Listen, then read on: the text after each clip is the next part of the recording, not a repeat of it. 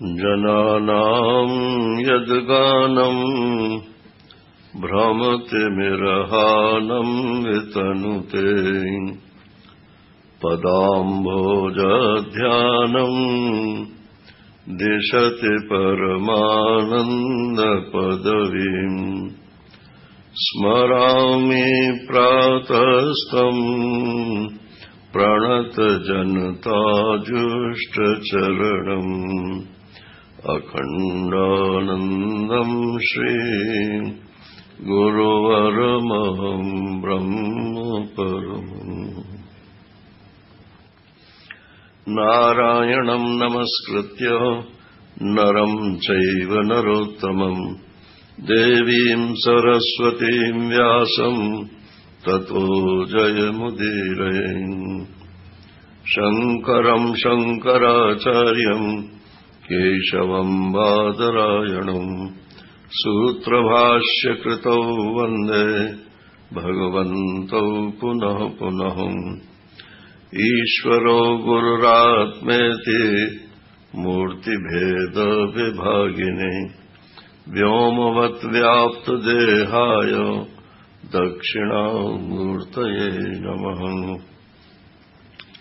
कृष्णाय वासुदेवाय हरये परमात्मने प्रणतक्लेशनाशाय गोविन्दाय नमो नमः गोविन्दाय नमो नमः हरिः ओम् नारायण नारायण नारायण नारायण। तो त्वम पदार्थ के शोधन में माने आत्मा का क्या स्वरूप है,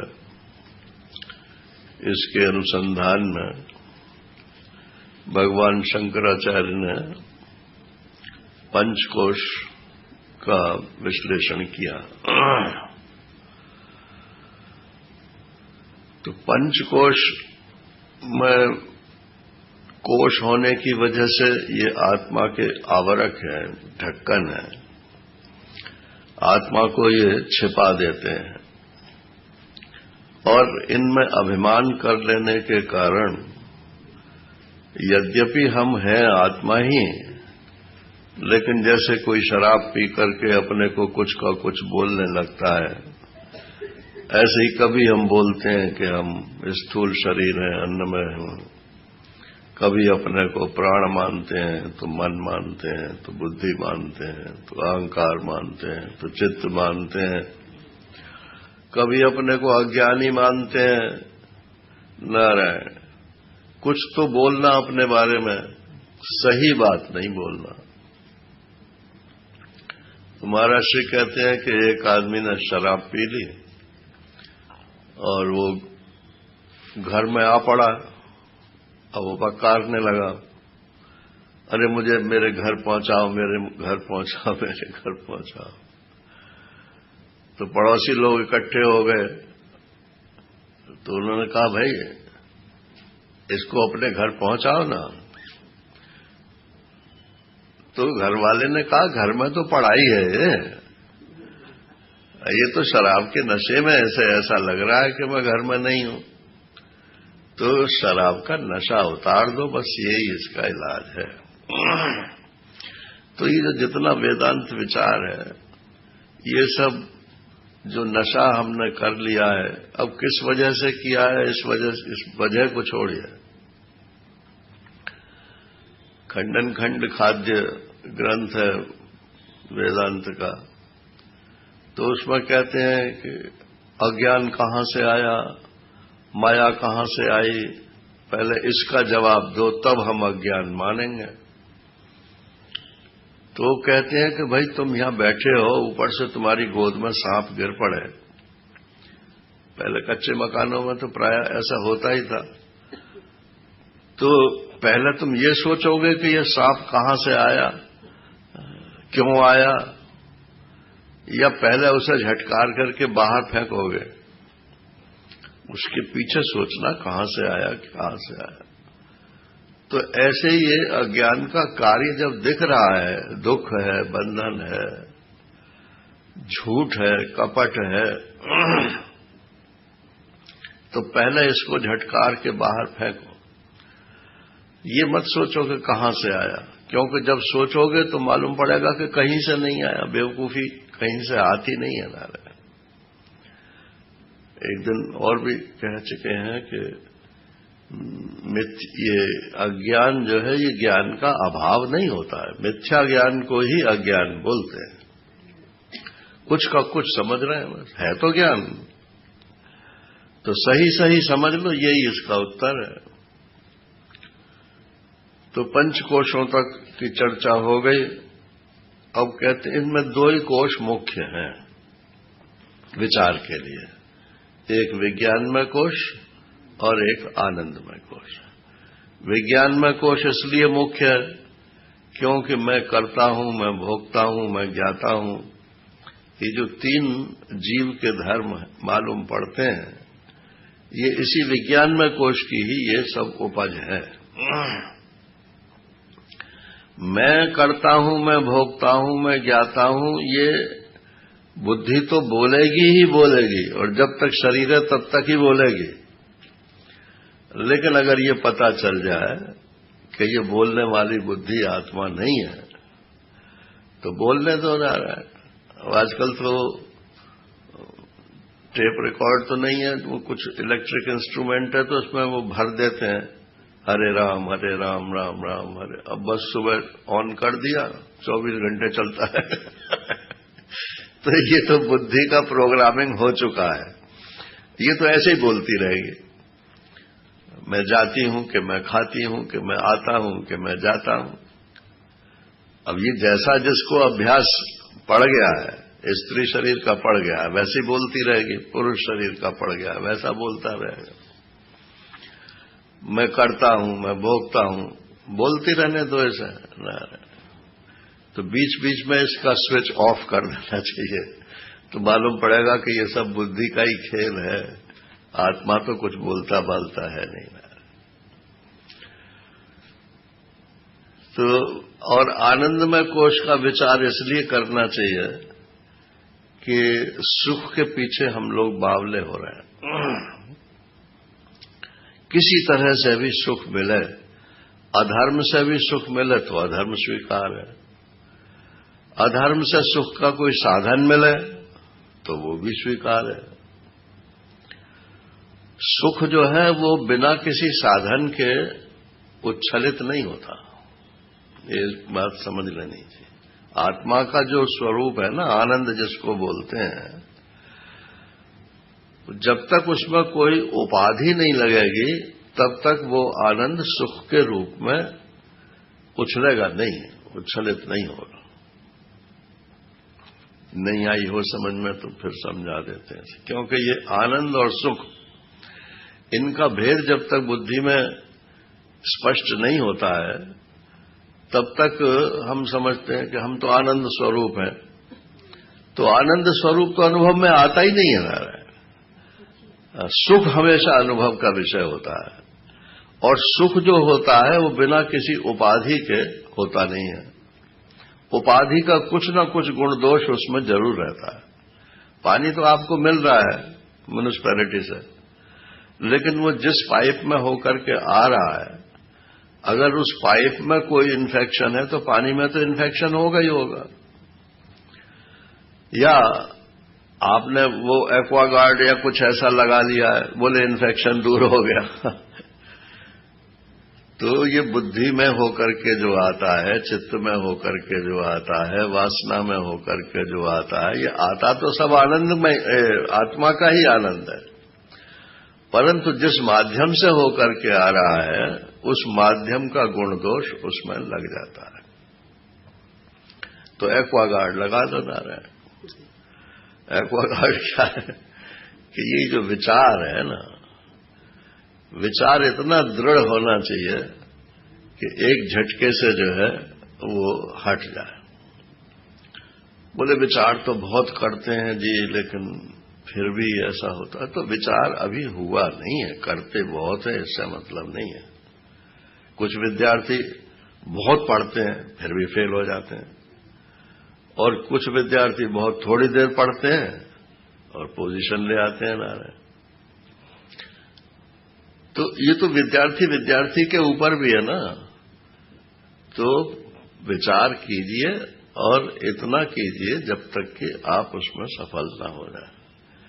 बिना किसी प्रयत्न के जब हमें अस्वीकार्य वस्तु अस्वीकार्य हो जाए और स्वीकार्य के प्रति भी लालसा न रहे। दो बात बोली। एक तो जो हमको नहीं स्वीकार्य है, नहीं स्वीकार करना चाहिए, चाहे धर्मशास्त्र के अनुसार, चाहे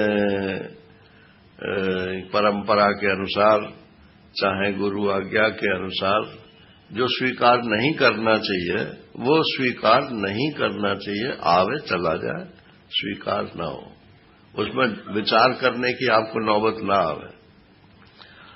और जिसको आपको छूट है कि स्वीकार कर सकते हैं नारायण, तो उसकी लालसा मन में ना हो कि ये आवे। तब समझो कि हमारा विचार पूरा हो गया। तो ये आनंदमय जो है, ये आनंद का विकार। तो आनंद का विकार क्या है? ये सुख। ये उपाधि से जो सुख प्राप्त होता है, इसकी लालसा मन में न रहे। इसके लिए ये विचार करना है कि ये सुख का जो असली स्वरूप है वो तो आत्मा का स्वरूप है। अब देखो, तीन शब्द हैं। एक है दुख, एक है सुख और एक है आनंद। तो देखने में तो तीन अलग अलग चीजें मालूम पड़ती हैं। आनंद के बारे में ज्यादा जानकारी प्राय नहीं है। सुख और दुख के बारे में तो जानकारी है, लेकिन ये जानकारी नहीं है कि सुख है क्या। ये तो जानकारी है कि इससे सुख होता है, धन से सुख होता है, परिवार से सुख होता है, लोक में ख्याति मान सम्मान होता है तो सुख होता है। ये तो है, लेकिन सुख चीज क्या है ये विचार अभी नहीं उदय हुआ। सुख का उपादान क्या है, मटेरियल किस मटेरियल से सुख बना हुआ है। तो सुख का जो मटेरियल है उसको आनंद बोलते हैं। और उसमें जो सुखपना मालूम पड़ता है, आनंदपने के बजाय सुखपना मालूम पड़ता है, वो या तो हमारी वासना के कारण है और या जिस माध्यम से वो प्रकट हो रहा है उस माध्यम का दोष है। तो माध्यम का दोष निकल जाए और मन में उसके प्रति लालसा न रह जाए, तो जो सुख जीवन में आ रहा है ईश्वर कृपा से नारायण, वो आनंद आत्मा का ही आनंद है। ये ऐसा विचार स्पष्ट हो जाता है। ये नहीं कि दुख में भी हमको आनंद आवे। अब जरा दुख और सुख की बात करते हैं। महाराज श्री कहते थे कि दुख और सुख नहीं है ये। लोग दुख और सुख ऐसे बोलते हैं। नहीं, सुख सु के आगे विसर्ग नहीं है। सुख और दु के आगे विसर्ग है, दुख। तो इसमें खा जो है वो तो धातु है और दु और सु जो है ये उपसर्ग है, प्रीफिक्स जिसने बोलते हैं। तो खा माने तो आकाश होता है नारायण। तो आकाश तो न किसी को सुख देता है न किसी को दुख देता है, लेकिन जब आंधी तूफान आता है नारायण तो जो है वो दुख मालूम पड़ने लगता है। तो क्या हुआ, वो आकाश दुख दो उपाधि के कारण दुख देने लगता है। अब बोले अब तो कम हो गई बारिश, अब सुख चालू हो गया। बारिश तो हो रही है, आंधी तो अभी थोड़ी थोड़ी कम हुई है, आ रही है वैसे भी, लेकिन दुख जो था वो कम होना शुरू हो गया। तो असल में तो छोटे सुख का नाम ही दुख होता है,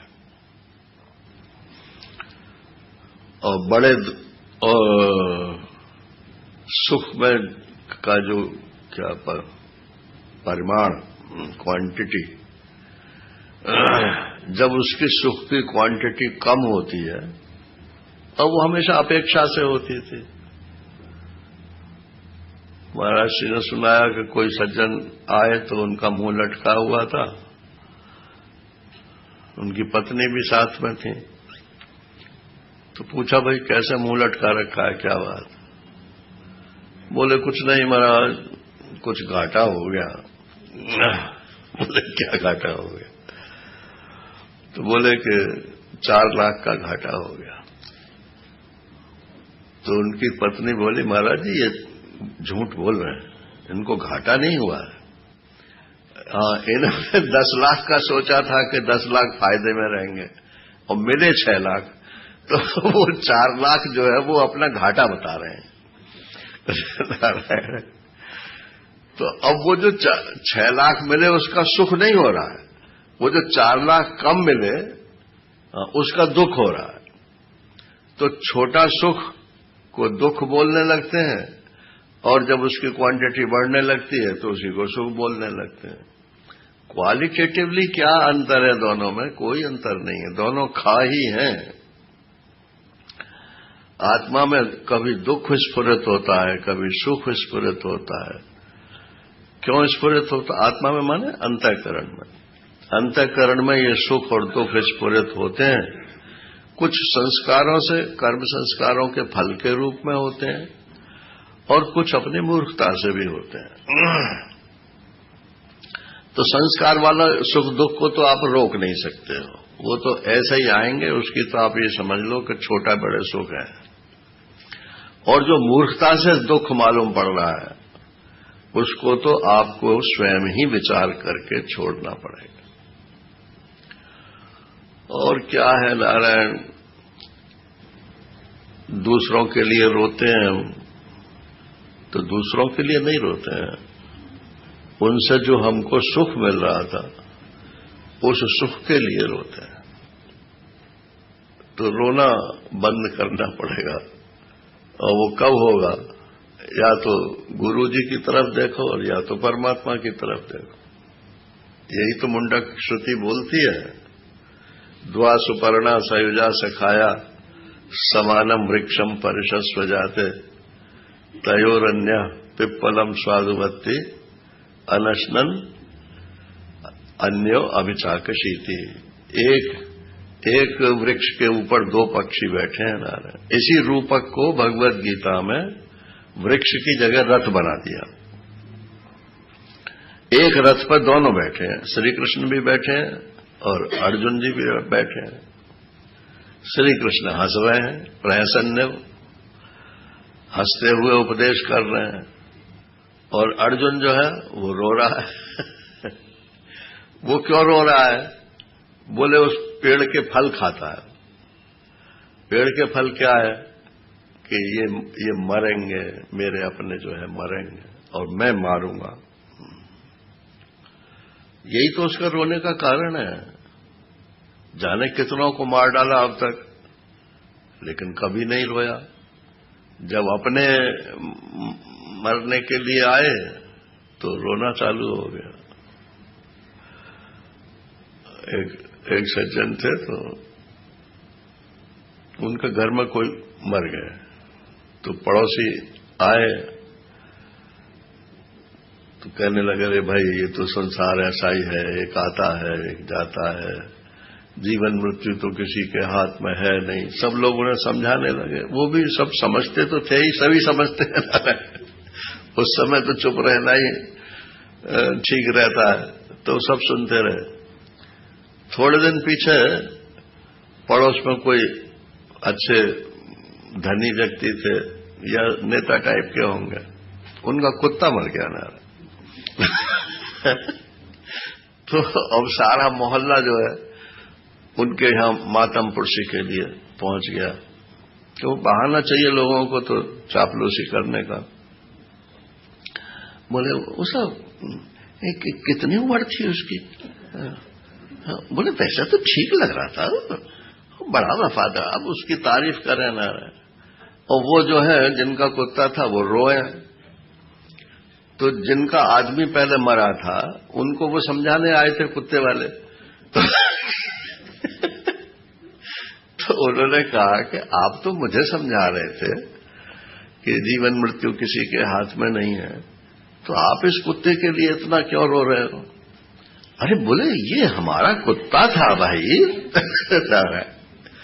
माने बड़े आदमी का तो कुत्ता भी जो है वो कोई चीज होती है, और छोटे आदमी का जो है आदमी छोड़ कुछ भी हो जा कोई वस्तु ही नहीं होती।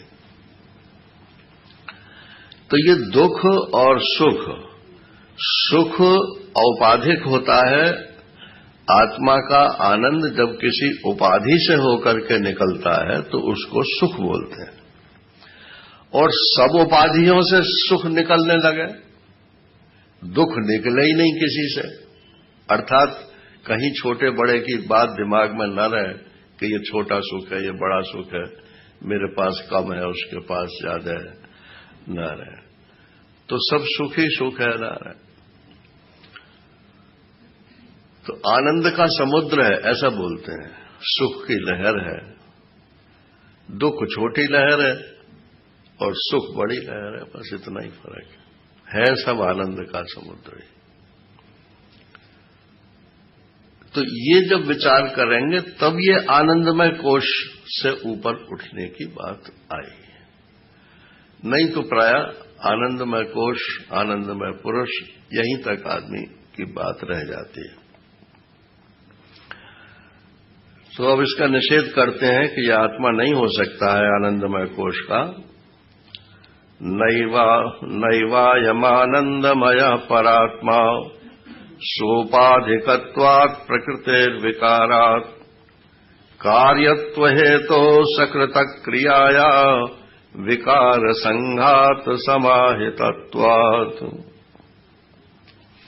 ये आनंदमय कोश जो है ये आत्मा नहीं हो सकता, आनंदमय पुरुष आत्मा नहीं हो सकता, क्योंकि सोपाधिकत्वात्, ये तो आनंद माने जो सुख है, आनंदमय माने आनंद का विकार, अर्थात औपाधिक जो आनंद है ये तो इसमें उपाधि लगी हुई है, तो इसलिए ये शुद्ध नहीं है।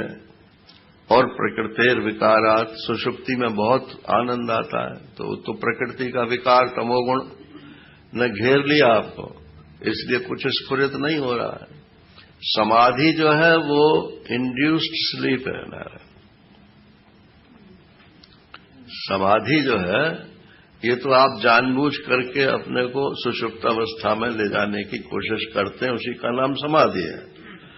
तो सुषुप्त अवस्था में क्या होता है? बोले कुछ मालूम नहीं पड़ता, बस कुछ सोचो मत।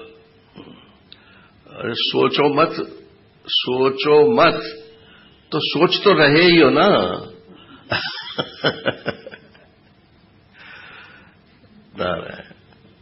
तो ये प्रकृतेर विकारात, ये सुषुप्ति में जो आनंदमय कोश उच्छलित होता है तो प्रकृति का विकार है, और समाधि में जो आनंद उच्छलित होता है वो सत्वगुण का विकार है, तो वो भी प्रकृति का ही विकार है।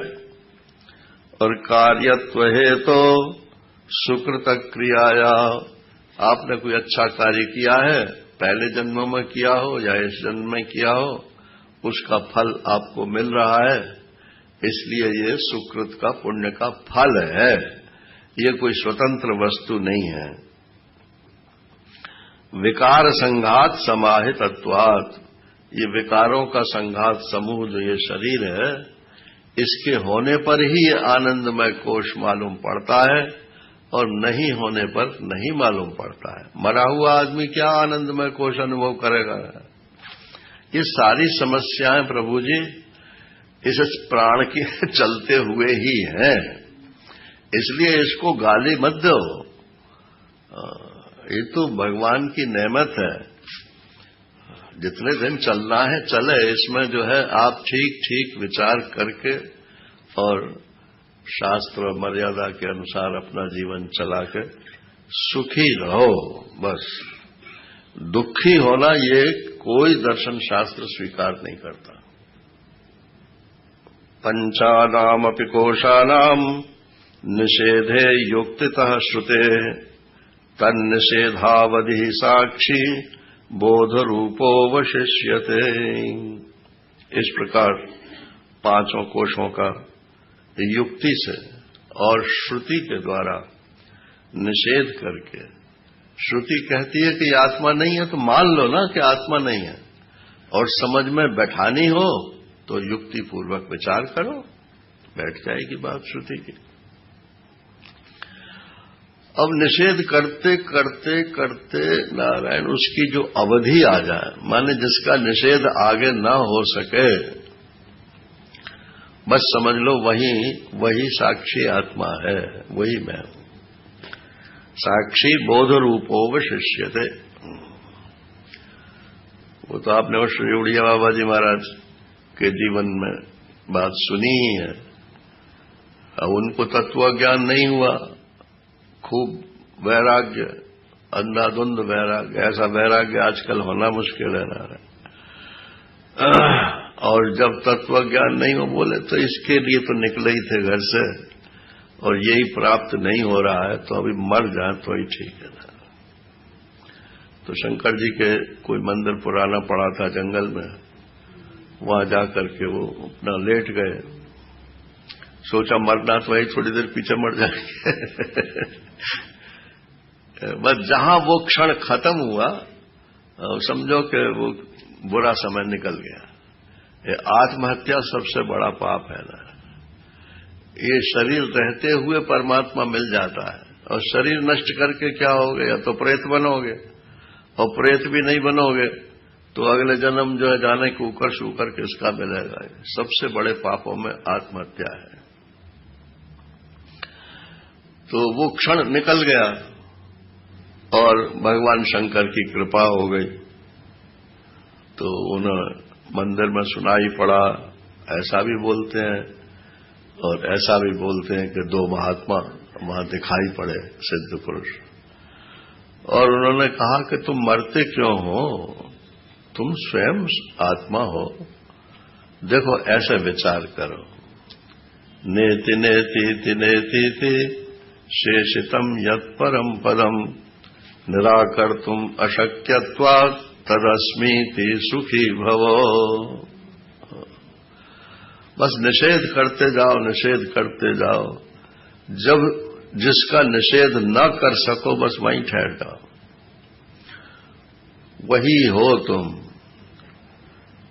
अरे जागृत स्वप्न में अपने आप ही निषिद्ध हो जाता है, स्वप्न सुषुप्ति में अपने आप ही निषिद्ध हो जाता है, और सुषुप्ति और फिर जागृत में निषिद्ध हो जाते हैं। तो ये तो चीजें आने जाने वाली हैं, इसलिए इनकी जितनी भी समस्याएं हैं ये भी सब आने जाने वाली हैं। इनको लेकर के और कोई ऐसा स्टेप नहीं जीवन में अख्तियार करना चाहिए।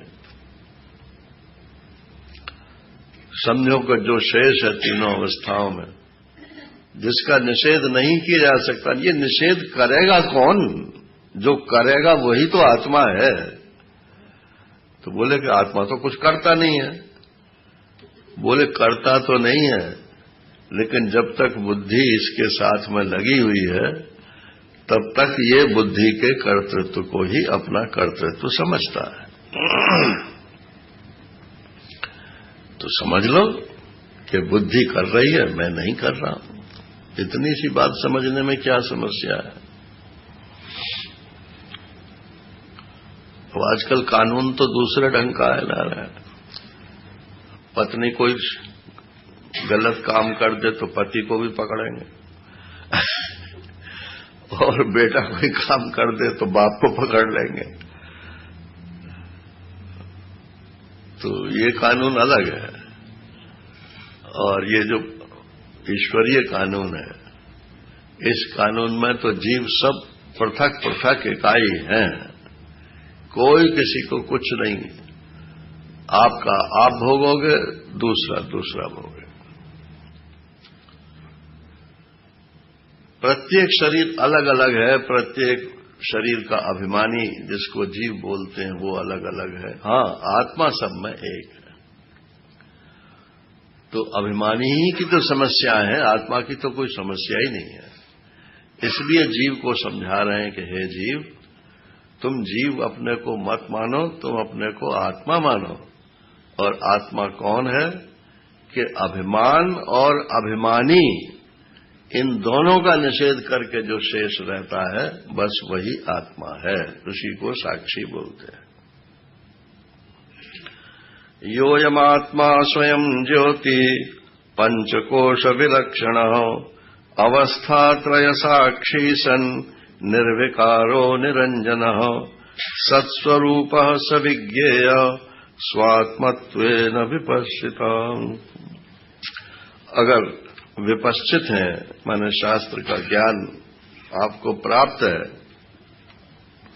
तो इसी जो निषेधावधि के रूप में शेष रह जाता है, इसका अपना स्वरूप जान करके और कृत्य हो जाइए।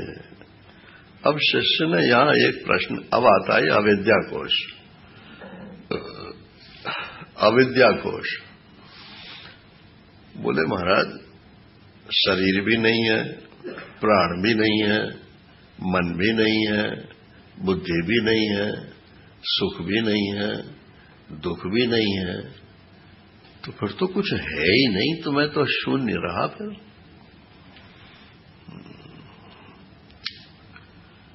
तो शून्य को मैं ब्रह्म जानूं क्या? शून्य को आत्मा समझूं क्या? अब ये बौद्ध दर्शन जो है ना, ये असल में महर्षि तो ऐसे बोलते थे कि ये महात्मा बुद्ध के दर्शन की वजह से इसको बौद्ध दर्शन नहीं बोलते हैं। बौद्ध दर्शन इसलिए बोलते हैं कि ये इंटेलेक्चुअल अप्रोच है। अगर आप शास्त्र को प्रमाण नहीं मानोगे और केवल अपनी बुद्धि से ही ऊहापोह उठक बैठक करते रहोगे, तो अंत में तो यही मिलेगा कि कुछ है ही नहीं, ना शून्य है। तो ये बुद्धिवाद को आजकल लोग बौद्ध दर्शन कहने लगे हैं। अब नाम लेने की जरूरत नहीं है, लेकिन ज्यादातर पढ़े लिखे लोग जो हैं, उनमें बड़े बड़े नाम भी हो गए हैं, तो वो इसी को शून्य तक ही पहुंचाते हैं। तो बौद्ध दर्शन तो प्रसिद्ध ही है कि इसमें शून्य ही सच्चाई है। जैन दर्शन वालों ने इतना अच्छा किया कि उन्होंने आत्मा को स्वीकार कर लिया। ईश्वर को तो स्वीकार नहीं करते, लेकिन कहते हैं आत्मा है। जब आत्मा है तो पॉजिटिव पक्ष तो हो ही गया ना उनका। बस उनमें उनका जो साधन पद्धति है वो ऐसी है कि तपस्या के बिना कुछ नहीं होता, और तपस्या भी वहां बहुत जबरदस्त है नारायण। इसलिए उसमें स्त्रियों को अधिकार ही नहीं दिया है। उनके यहां ऐसे ही मानते हैं कि स्त्रियों की मोक्ष नहीं होती और अगले जन्म में जब वो स्त्री पुरुष बनेंगे नारायण, तब मोक्ष होगी।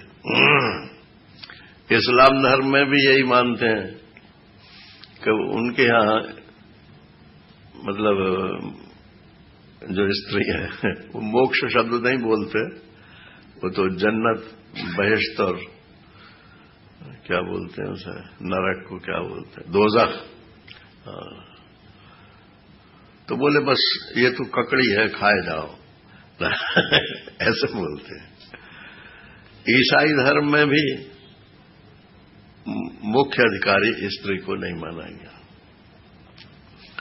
और अपने जो ये वैदिक दर्शन है इनमें अधिकारी तो सब माने गए हैं, लेकिन उसके शरीर की कारण उसको सन्यास आदि का अधिकार नहीं दिया है, क्योंकि सन्यास अनिवार्य नहीं है मुक्ति के लिए, ये मैं आपको बता दूं। तो बिना सन्यास के भी मुक्ति हो जाती है। इसलिए क्यों जिसका शरीर इस काबिल नहीं है उसको क्यों सन्यास के लिए प्रेरित किया जाए। अब मान लो कोई 80 वर्ष का पुरुष ही है, सपोज स्त्री नहीं है, अब वो सन्यास भी ले लेगा तो बेचारा क्या करेगा? तो जहां है वहीं रहे और वेदांत का प्रौढ़ विचार करे, मोक्ष हो जाएगा। क्योंकि आत्मा ही मुक्त स्वरूप है, कहीं से मुक्ति बाहर से तो लानी है नहीं, समझदारी ही उत्पन्न करनी है। ये तो सब सब्सिडियरी साधन है, सन्यास है, ध्यान है, जप है।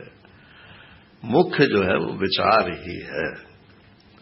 और भाई अब अपना तो समझो पक्षपाती समझ लो, जब तक कोई महापुरुष ऐसा प्राप्त नहीं होता सद्गुरु के रूप में, तब तक वो विचार ठीक तरह से जगता नहीं है। एक तो विचार जबरदस्ती किया जाता है, सुन सुन करके, सोच सोच करके, पढ़ पढ़ करके, और एक भीतर से विचार जगता है, अरे ये तो मैं हूं ही नहीं, वास्तव में हूं ही नहीं वास्तव। तो ये मतलब इसी को गुरु की प्राप्ति, सदगुरु की प्राप्ति बोलते हैं। तो सदगुरु मिल जाए और मनुष्य जन्म मिल जाए, चाहे स्त्री का मिले चाहे पुरुष का मिले, और मोक्ष की इच्छा जागृत हो जाए, तो बस कुछ करने की जरूरत नहीं है, विचार से ही मामला सिद्ध हो जाता है। तो शिष्य ने कहा कि महाराज हमको तो जब आप कहते हो इसका निषेध, इसका निषेध, इसका निषेध, तो अंत में तो शून्य ही बच रहा, तो क्या आप ये कहना चाहते हो कि मैं शून्य हूं? नारायण। तो गुरु जी कहते हैं कि बेटा खुश रहे तू विचार अच्छा करता है, ये बात तेरे दिमाग में आई, इसके लिए तो शाबाशी है। लेकिन एक बात बता कि शून्य बच गया, इसका कोई साक्षी है कि नहीं है? कोई इसे जानेगा कि नहीं जानेगा? बस अब शून्य बच गया। तो शून्य का साक्षी यदि कोई है, कोई इसे पहचानता है कि ऐसा शून्य होता है, तो क्या वो साक्षी भी शून्य है?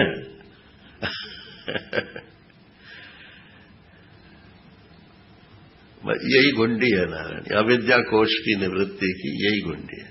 अविद्या कोश तैत्तरीय उपनिषद में तो मूल में इतना लिख दिया है कि यदि तुम कहते हो कि कुछ शेष नहीं रहा, असत ही शेष रहा, तो फिर तुम खुद ही असत हो।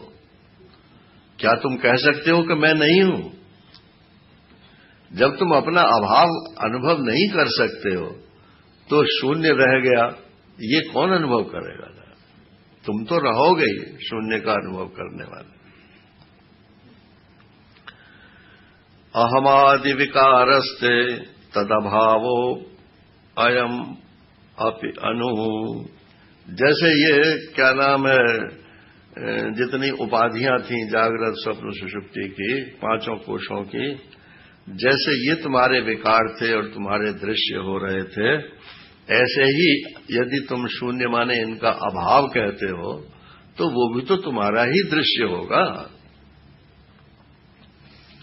जाग्रत स्वप्न सुषुप्तिषु स्फुटतरम योऽसौ समुज्जृम्भते प्रत्यक् रूपतया सदाहमहमित्यन्तः स्फुरन्नैकधा।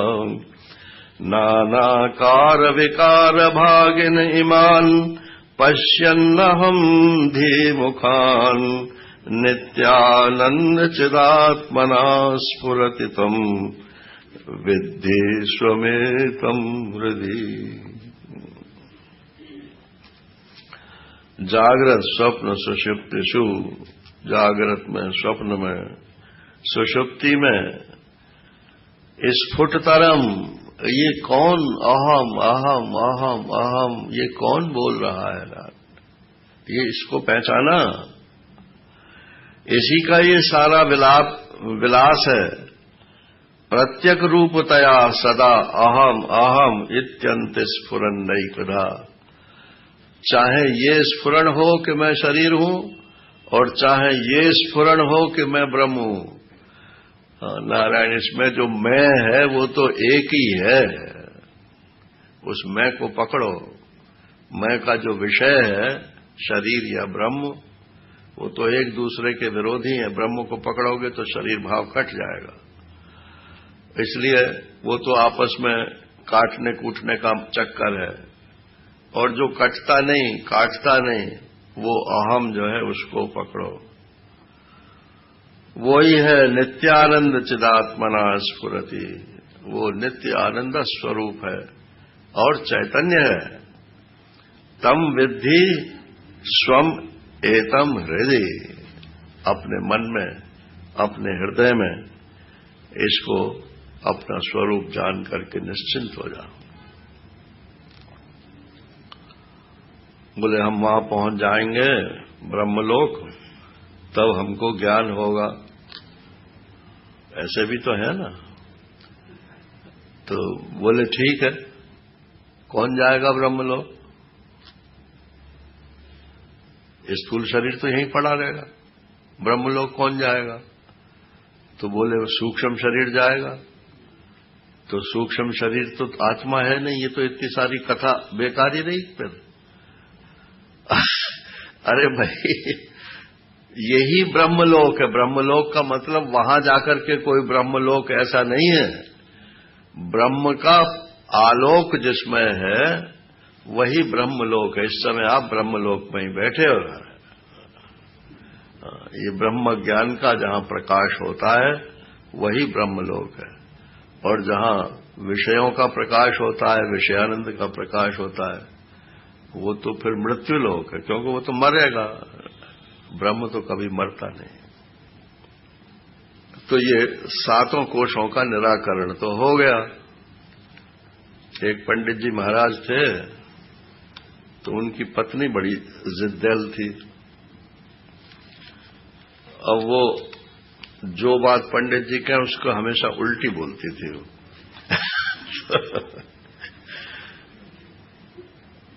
तब एक दिन उन्होंने कहा कि चिट्ठी आई है तुम्हारे घर से। बोले अच्छा, क्या बात है? कि तुम्हारे भाई की शादी है। बोले अच्छा, भाई की शादी है, तो फिर तो इतने रुपए का प्रबंध करो, मैं तो जाऊंगी। बोले हाँ जाऊंगी तो सही, मगर इसमें यह भी लिखा है कि बच्चों को साथ में न लावें,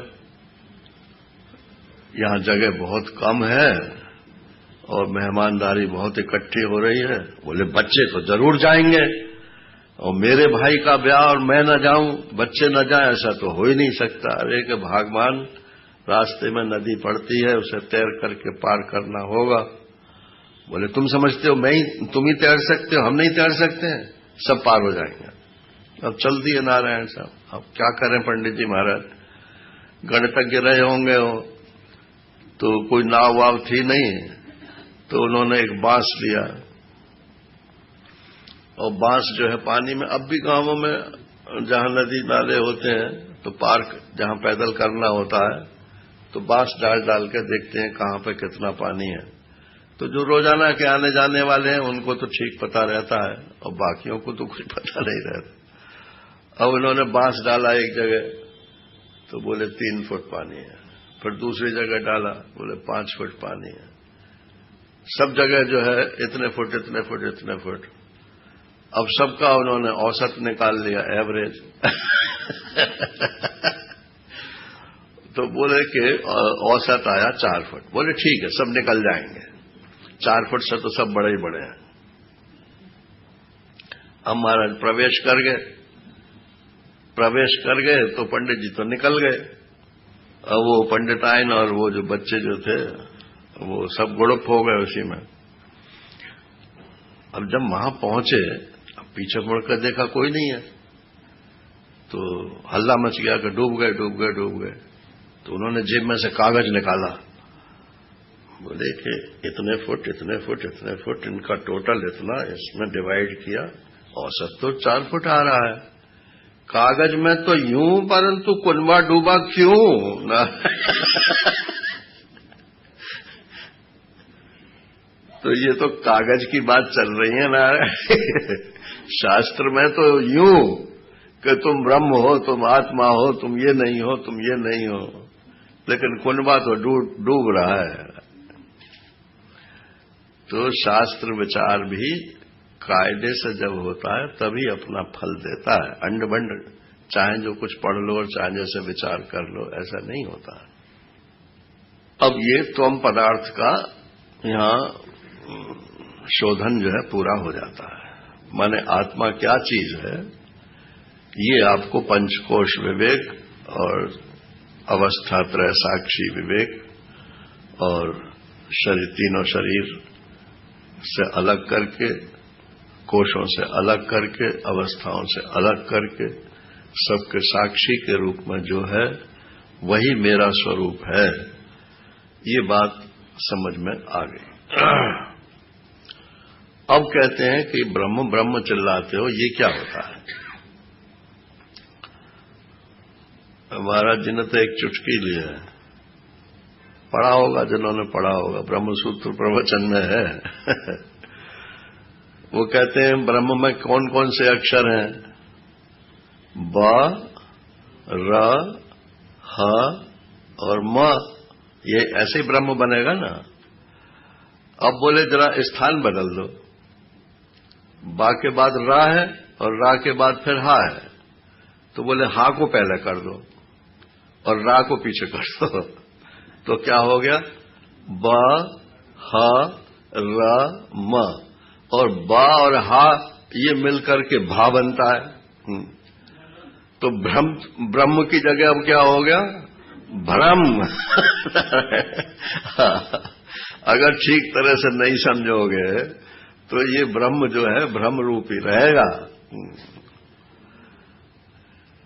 तो ये कोई शास्त्र की बात नहीं बोली महाराज जी ने, समझाने के लिए बोला है कि ब्रह्म माने ब्रह्म होता क्या है। ब्रह्म यकायक आप किसी वेदांती से पूछ कर देख लेना क्या होता है ब्रह्म, बगले झांकने लगते हैं। सुना तो है कि ब्रह्म है कुछ। तो देखो ये ब्रह्म में इतनी बातें हों तब उस वस्तु को ब्रह्म बोलते हैं। वस्तु तो फिर भी बोला ही जाता है, वस्तु माने चीज। एक चीज ऐसी है जो 5 लक्षणों वाली है, उसको ब्रह्म बोलते हैं। एक तो उसकी सत्ता जो है, एग्जिस्टेंस, असंदिग्ध होनी चाहिए, माने सत होना चाहिए। और एक वो ज्ञान स्वरूप होना चाहिए, उसमें ज्ञान उधारू नहीं होना चाहिए। जैसे भगवान में जो ऐश्वर्य है वो माया के कारण ऐश्वर्य है या भगवान में स्वयं ऐश्वर्य है? तो अगर माया के कारण बताओगे तो उधारू ऐश्वर्य हो गया ना। वो माया तो उसके सिर्फ एग्जीक्यूटिव है, उस ऐश्वर्य को कैसे जीवन तक ले जाए ये तो काम करने वाली वो है। ऐश्वर्य तो परमात्मा का है। तो वो ज्ञान स्वरूप होना चाहिए, उसमें ज्ञान स्वयं होना चाहिए, किसी दूसरे से उधार लिया हुआ नहीं होना चाहिए। और इसी प्रकार से वो उसमें आनंद स्वरूप होना चाहिए, अर्थात वो भी किसी उपाधि से उसमें आनंद नहीं होना चाहिए, निरुपाधिक आनंद है। राम भगत निरुपम निरुपाधि, ये चौपाई आती है ना। भगवान की भक्ति जो है उसकी कोई उपमा नहीं है और निरुपाधिक है, अर्थात सभी उपाधियों से वो परमात्मा का आनंद ही प्रकट होता है। अच्छा, क्या 3 चीजें हो गई? चौथी चीज हुई कि अद्वितीय होना चाहिए। अद्वितीय माने कि वैष्णव लोग तो अद्वितीय का अर्थ बोलते हैं कि जिसका कोई दूसरा उस जैसा न हो। जैसे कहते हैं ये अद्वितीय विद्वान है, माने इनके बराबर का कोई और दूसरा विद्वान नहीं है। तो ऐसे ही ब्रह्म जो है वो अद्वितीय है, अर्थात इनके बराबर का और कोई नहीं है। लेकिन वेदांत में अद्वितीय का मतलब ये नहीं है। अद्वितीय कहते हैं कि जिसमें दूसरी कोई वस्तु ही नहीं है। अगर कुछ है तो सब अवस्तु रूप है। क्या 4 चीज हो गई? और 5वीं चीज यह है कि सर्वोपादानता उसमें होनी चाहिए। सर्वोपादान माने जैसे घड़े का उपादान कारण क्या है? मिट्टी है। घड़े का उपादान कारण मटेरियल जो है वो मिट्टी है। ऐसे ये संपूर्ण सृष्टि का उपादान कारण क्या है? काय से बना हुआ है। तो सर्वोपादानता ब्रह्म से ही बना हुआ है, चाहे ठोस हो, चाहे द्रव हो, चाहे गैस हो। यहां तक कि सत और असत भी यदि कोई वस्तु होती हो तो वो भी ब्रह्म से ही बनी हुई है। ब्रह्म के अतिरिक्त और कुछ है ही नहीं। एक तो यह है कि ब्रह्म के अतिरिक्त और कुछ नहीं है, और एक यह है कि सब ब्रह्म ही है। ये 2 बातें हो गई ना? नहीं, एक बात नहीं हुई। सब ब्रह्म ही है अर्थात ब्रह्म में जो कुछ भी मालूम पड़ता है, अधिष्ठान में जो कुछ भी मालूम पड़ता है, वो यद्यपि तो मिथ्या है लेकिन है अधिष्ठानी। अब नारायण कपड़े पे या कागज पर जो चित्र बना हुआ है उसमें चाहे शंकर जी की जटाएं दिखें और चाहे माला दिखे और चाहे कमंडलू दिखे, है सब कागज ही। कागज से भिन्न कोई वस्तु नहीं है। और जरा कागज से पूछो, बोले मेरे में तो कागज के अलावा कुछ और है ही नहीं। कागज से अलग होकर के देखते हो तो सब कागज है, सब कागज है। और कागज में बैठ कर देखोगे तो कागज में सब नाम की कोई चीज ही नहीं है। तो अद्वितीय माने ब्रह्म में बैठ करके देखो तो ब्रह्म में ब्रह्म के अतिरिक्त और कुछ नहीं है। और ब्रह्म से अलग होकर के देखो तो जो कुछ भी दिखता है, जो कुछ भी सुनते हैं, जो कुछ भी छूते हैं, जो भी ज्ञान हो रहा है वो सब का सब ब्रह्म ही है। अन्वय और व्यतिरेक दोनों दृष्टियों से ये अद्वितीयता उसकी सिद्ध होनी चाहिए। अब ये 5 बातें जिस चीज में हो उस चीज को ब्रह्म बोलते हैं। चीज क्यों बोल रहा हूं मैं? कि जासु सत्यता ते जड़ माया, भास सत्य एव मोह सहाया। माया में अपनी कोई सत्ता नहीं है, लेकिन सत्ता न होने पर भी सारी दुनिया को मोहित कर रही है। रस्सी में सांप है थोड़ा ही, लेकिन उस सांप से भय खा करके कितने लोग गिर पड़े और चोट लग गई उनको।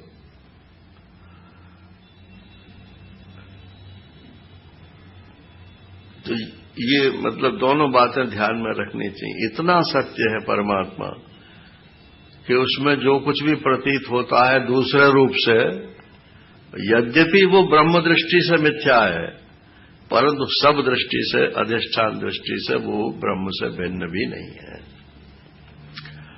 ये वेदांत पक्ष में और भक्ति पक्ष में थोड़ा सा ये अंतर रहता है।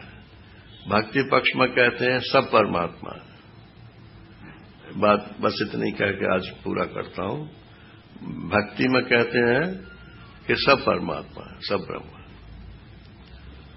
तो बोले बेटा भी ब्रह्म है क्या? हाँ। पत्नी भी ब्रह्म है क्या? हाँ। पैसा भी ब्रह्म है क्या? हाँ। व्यापार भी ब्रह्म है क्या? हाँ। फिर वैराग्य कैसे करोगे? बोले वैराग्य की तो कोई जरूरत ही नहीं है जब सब ब्रह्म ही है तो। अच्छा, वेदांती क्या बोलेंगे? बोले बेटा ब्रह्म है। बोले ब्रह्म में बेटा रस्सी में सांप के समान है तो सही, लेकिन ऐसा ही है जैसे रस्सी में सांप हो। माने मूलतः तो ब्रह्म है, लेकिन बेटा रूप से वो असत वस्तु है, पत्नी रूप से वो असत वस्तु है, धन रूप से वो असत वस्तु है, संसार रूप से वो असत वस्तु है। तो फिर क्या है? बोले जिसमें दिख रहा है बस वही सत्य है, और जो दिख रहा है वो सत्य नहीं है। तो बोले फिर तो व्यवहार चौपट हो जाएगा। तो भाई चौपट हो जाए, अगर इसमें डर लगता हो तो जरा सोच समझ के पकड़ना वेदांत को। चौपट तो होना ही होना है। एक दिन तो परमात्मा ही जब उठा लेगा तो सारी दुनिया ही चौपट हो जाएगी। तो अगर इस समय भी चौपट हो जाए तो हो जाए। वस्तु हम परमात्मा तो प्राप्त होना चाहिए ना। और चौपट कुछ नहीं होता है नारायण, दिव्य हो जाता है। जन्म कर्म च मे दिव्यम एवं यो वेत्ति तत्वतः त्यक्त्वा देहम पुनर्जन्मो नैत मामेति सुअर्जुन। ये चौपट तो उल्टी तरफ से बोलते हैं, नहीं तो सब परमात्मा जब हो गया तो चौपट क्या हुआ? ये तो सबका दिव्यीकरण हो गया। हरि ओम पूर्णमदः पूर्णमिदं पूर्णात् पूर्णमुदच्यते पूर्णस्य पूर्णमादाय पूर्णमेवावशिष्यते। ओम शांति शांति शांति।